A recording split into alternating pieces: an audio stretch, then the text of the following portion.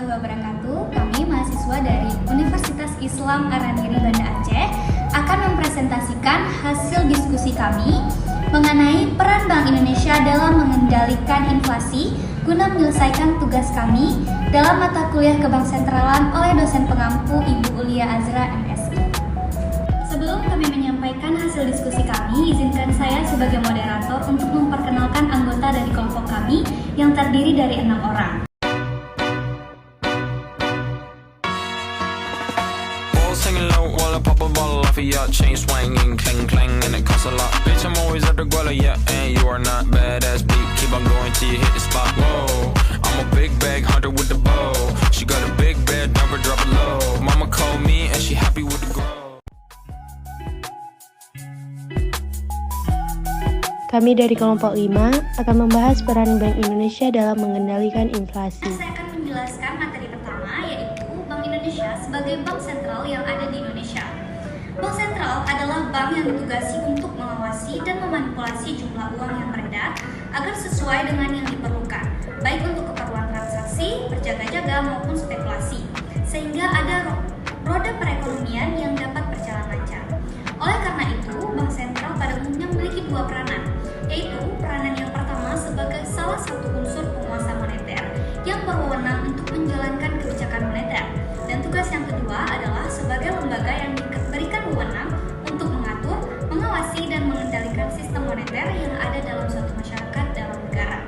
Di Indonesia, bank yang diberikan wewenang sebagai bank sentral adalah Bank Indonesia sesuai dengan Undang-Undang Nomor 13 Tahun 1968 Pasal 1 Ayat 1. Menurut Undang-Undang Republik Indonesia Nomor 3 Tahun 2004 tentang perubahan atas Undang-Undang Republik Indonesia Nomor 23 Tahun 1999 tentang Bank Indonesia, Bank Indonesia adalah lembaga negara yang independen dalam melaksanakan tugas yang berwenang, bebas dari campur tangan pemerintah atau pihak lain, kecuali untuk hal-hal yang secara tegas diatur dalam undang-undang. Baik, selanjutnya ada tugas Bank Sentral Indonesia memiliki berbagai tugas yang telah diatur dalam Undang-Undang Nomor 23 Tahun 1999 tentang Bank Indonesia yang telah mengalami beberapa kali perubahan dan diperbaharui terakhir kali pada Undang-Undang Nomor 6 Tahun 2009. Nah, sesuai dengan undang-undang tersebut, tugas Bank Indonesia atau Bank Sentral di Indonesia yaitu tugas yang pertama itu untuk menetapkan dan menjalankan kebijakan moneter. Nah, di sini Bank Indonesia membuat kebijakan moneter dan menjalankannya untuk mengontrol jumlah peredaran uang yang beredar di kalangan masyarakat. Hal ini sangat penting agar harga suatu produk barang dan jasa tetap terkendali dan sesuai dengan daya beli masyarakat. Nah, kebijakan moneter itu haruslah bertujuan untuk mendorong pertumbuhan ekonomi di nasional.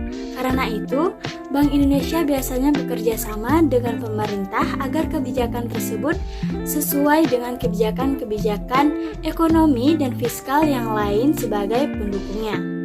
Tugas yang kedua itu untuk mengatur dan menjaga kelancaran sistem pembayaran. Nah, di sini kita sudah mengetahui bahwa ada dua sistem pembayaran yang kita kenal, yakni sistem pembayaran tunai dan sistem pembayaran non-tunai.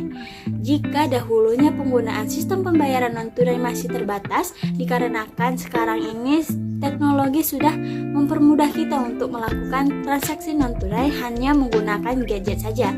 Nah, berperan penuh dan menyusun serangkaian standar, aturan, prosedur, dan kesepakatan tentang sistem pembayaran ini merupakan tugas dari Bank Sentral. Nah, tugas yang terakhir yaitu untuk menjaga stabilitas sistem keuangan. Nah, tugas Bank Sentral yakni melakukan pengawasan secara menyeluruh pada aktivitas ekonomi di suatu negara. Hal ini bertujuan untuk menjaga kestabilan sistem keuangan. Kebijakan makroprudensial juga sangat penting untuk diawasi. Kebijakan makroprudensial adalah suatu kebijakan yang ditetapkan untuk memberi batasan pada biaya dan risiko krisis agar keseimbangan sistem keuangan tetap terjaga. Peran Bank Indonesia sebagai bank sentral. Kedudukan Bank Indonesia dalam kancah perekonomian Indonesia menjadi penting bagi kita untuk mengetahui lebih jauh. Karena Bank Indonesia menjadi jantung dalam denyut perekonomian. Lantas, apa saja peran Bank Indonesia sebagai bank sentral dalam perekonomian? Berikut ini kumpulan beberapa di antaranya. Yang pertama, memelihara cadangan devisa negara. Bank Indonesia memiliki peran dalam memelihara cadangan devisa negara. Devisa negara merupakan salah satu aset penting yang dimiliki oleh suatu negara. Semakin besar pemasukan atau devisa negara, negara tersebut akan maju dan penuh dengan inovasi. Begitu juga sebaliknya. Jika devisa rendah, kemajuan dan kemakmuran di negara tersebut sulit dicapai. Dalam hal ini, peran Bank Indonesia yaitu memelihara cadangan devisa yang ada dengan menerapkan dua sistem, yaitu internal reserve, yakni menangani jumlah peredaran uang yang ada di masyarakat, dan external reserve, yaitu menangani tentang alat pembayaran internasional. Yang kedua, mengawasi perbankan dan kinerja lembaga keuangan. Bank Indonesia merupakan pemimpin di antara bank-bank lain. Tentu, peran Bank Indonesia tidak sembarangan. Di sini, Bank Indonesia bertugas melakukan pengawasan terhadap bank-bank di bawah naungannya. Ada dua cara pengawasan yang dilakukan oleh Bank Indonesia. Pertama, prudential supervision, yakni melakukan pengawasan dengan tujuan mengarahkan para individu yang ada dalam bank tersebut mendapatkan penjagaan atas kelangsungan hidupnya, sehingga kepentingan masyarakat pun bisa terlindungi. Kedua, monetary supervision, berfungsi melakukan pengawasan terhadap nilai mata uang suatu negara, sehingga bank tersebut bisa menjadi penopang kebijakan moneter maupun kebijakan pemerintah lain. Selain itu, Bank Indonesia juga memiliki peran sebagai lembaga keuangan yang menjadi pintu gerbang semua kalangan dalam kegiatan perekonomian. Yang ketiga, sebagai jaring pengamanan sistem keuangan atau lender of the last resort. Para Bank Indonesia yang satu ini didapat karena bank memiliki fungsi sebagai lender of the last resort atau LOLR. Peran ini bisa digolongkan sebagai peran tradisional Bank Indonesia sebagai bank sentral. Peran ini memiliki dampak baik terutama pada pengelolaan krisis yang berguna untuk menghindari ketidakstabilan sistem keuangan. Peran ini meliputi penyediaan likuiditas pada saat kondisi normal maupun krisis. Dalam menjalankan peran ini, Bank Indonesia selalu melakukan pertimbangan atas risiko sistematik dan menerapkan persyaratan yang ketat dalam upaya penyediaan likuiditas bagi pihak yang membutuhkan.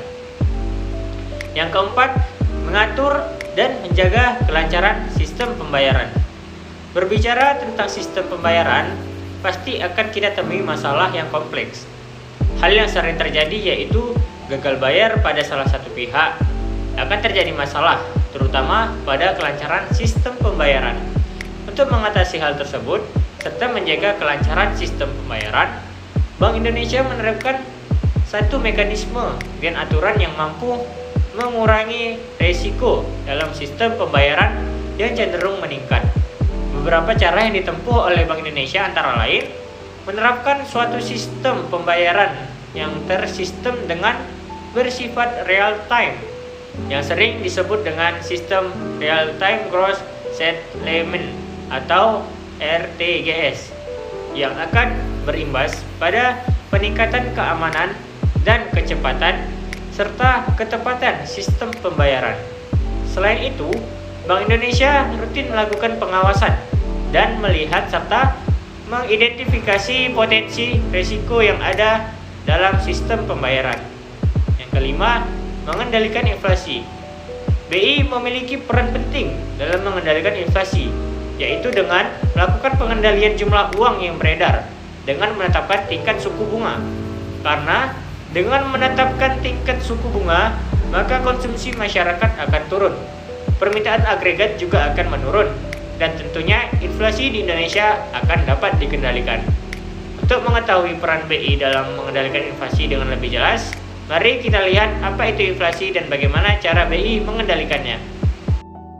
Selanjutnya, apa itu inflasi? Inflasi dapat diartikan sebagai kemerosotan nilai uang kertas karena banyaknya dan cepatnya uang kertas tersebut beredar, sehingga menyebabkan naiknya harga barang-barang. Adapun Badan Pusat Statistik atau BPS menyebutkan bahwa inflasi adalah keadaan perekonomian negara di mana ada kecenderungan kenaikan harga-harga dan jasa dalam waktu yang panjang. Hal ini disebabkan karena tidak seimbangnya arus uang dan barang. Inflasi dapat dipengaruhi oleh meningkatnya jumlah permintaan, meningkatnya biaya produksi, serta peredaran uang yang tidak stabil. Adapun kenaikan harga yang bersifat sementara seperti kenaikan harga menjelang Hari Raya Idul Fitri tidak termasuk ke dalam inflasi. Secara garis besar, inflasi disebabkan karena uang yang beredar di masyarakat lebih banyak daripada yang dibutuhkan. Adapun jenis-jenis inflasi, yang pertama, inflasi berdasarkan dampak ekonomi terbagi menjadi 4 bagian. Yang pertama, inflasi ringan. Inflasi ringan ini yaitu inflasi yang mudah untuk dikendalikan dan belum begitu mengganggu perekonomian suatu negara. Terjadi kenaikan harga barang atau jasa secara umum biasanya di bawah 10% per tahun dan dapat dikendalikan. Yang kedua, ada inflasi sedang. Inflasi tingkat ini dapat menurunkan tingkat kesejahteraan masyarakat berpenghasilan tetap, tetapi belum membahayakan aktivitas perekonomian negara. Inflasi sedang berada di kisaran kenaikan harga 10-30% per tahun.